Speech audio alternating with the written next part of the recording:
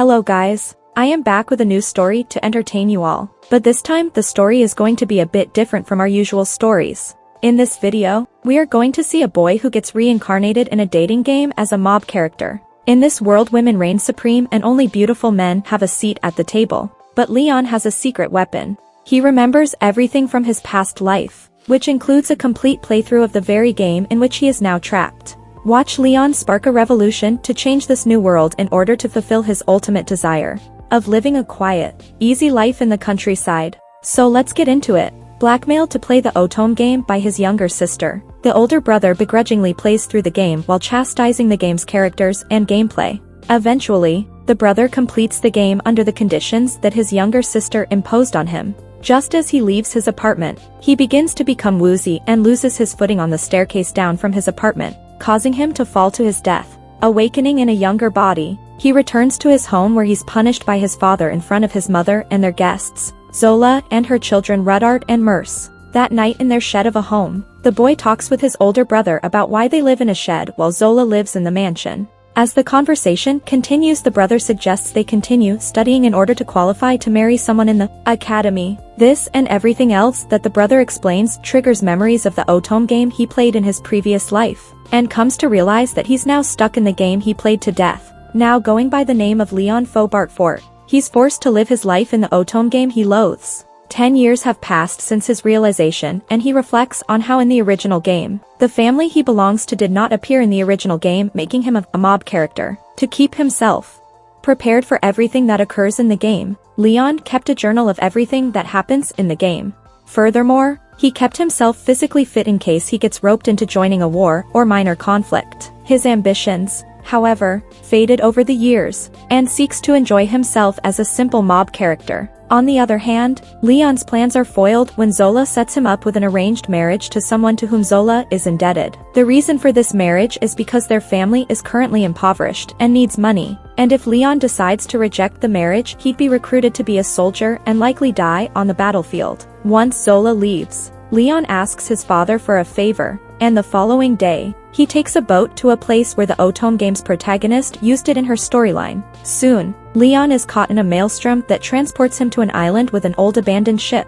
Investigating the ship, Leon takes out a sentry bot with his gun and upon reaching the medical bay, takes the ID card from the corpse of someone named Jose Moon. With it, Leon is granted access inside the docking bay where he finds an ancient ship that a giant sentry robot was protecting.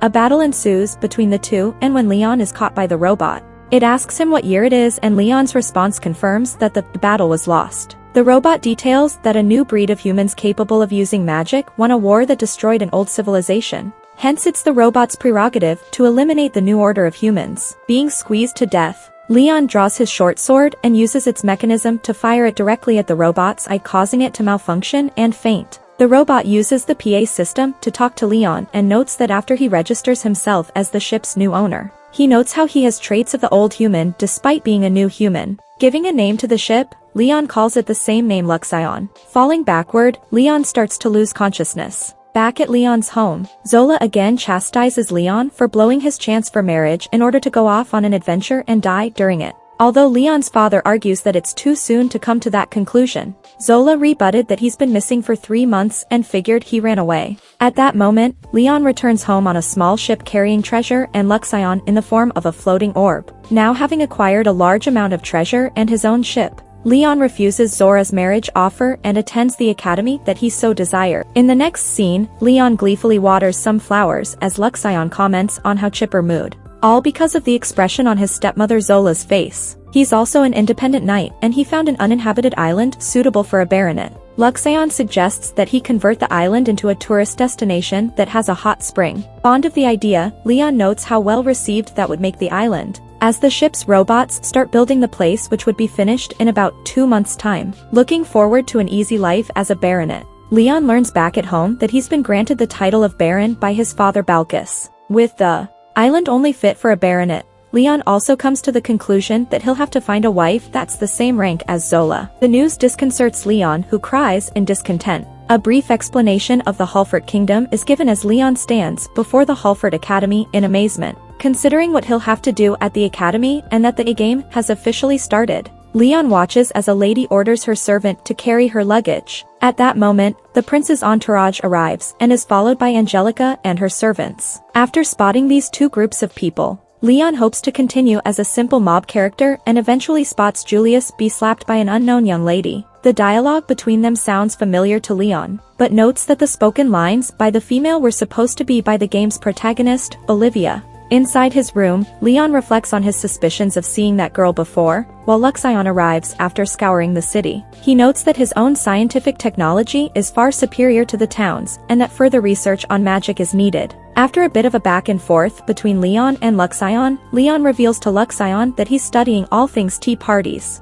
Afterward, Leon talks with a couple of boys named Daniel and Raymond about any leads about available girls from wealthy families in the academy. They, however, do not, and the aforementioned tea party was a plan by Daniel to attract girls. Just then, Julius and his friend Jilk are surrounded by women who swoon over them and their upcoming tea party. They then witness Angelica approach Julius about his upcoming tea party, but she's rejected in favor of the girl from earlier that day named Marie. Later that day, Master teaches Leon's class about tea party etiquette, and due to Leon's lackadaisical attitude toward the subject gives Leon an explanation that moves him to tears. Soon afterward, Leon holds his own tea party and invites a baroness to it, and when she arrives she invites her friends and servants along. The reason why they attended it is to pass the time until Brad's own tea party, and when they leave they comment on how inadequate the snacks were. Lamenting how hard the path of tea parties are, Leon witnessed the game's protagonist Olivia get bullied. Despite not wanting to get involved with the game's plot, Leon invites Olivia for some tea. Contrary to the guests that Leon served, Olivia acted in a polite and mild manner, and she admits she'd like to study magic more, but is ignorant of the academy's unspoken rules and regulations. Hence, Leon suggests someone that could help them. The person in question was his older sister Jenna. Begrudgingly, Jenna informs Olivia to bribe her way into attending the tea party with expensive snacks. Olivia does this with the help of Leon and attends a tea party with Angelica.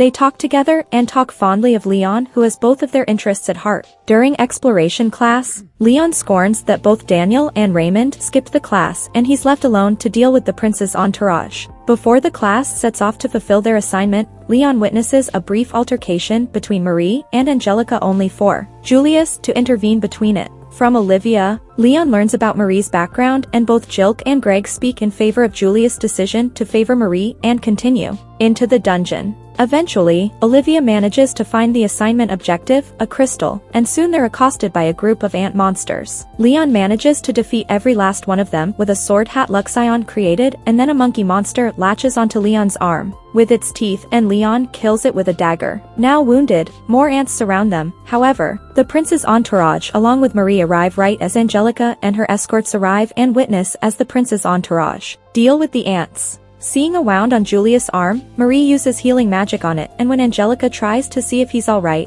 Julius leaves the scene with Marie in tow. Olivia then notices the wound on Leon's arm and uses her own healing magic to heal the wound. So this is it for today, guys. The anime is quite interesting, and it's my first time seeing this type of anime. Leon thinks of himself as a mob character and wants to live a peaceful life, but I don't think that plot will allow him to live peacefully. There is also Marie, who is not the protagonist of the game, but still she is taking Olivia's place.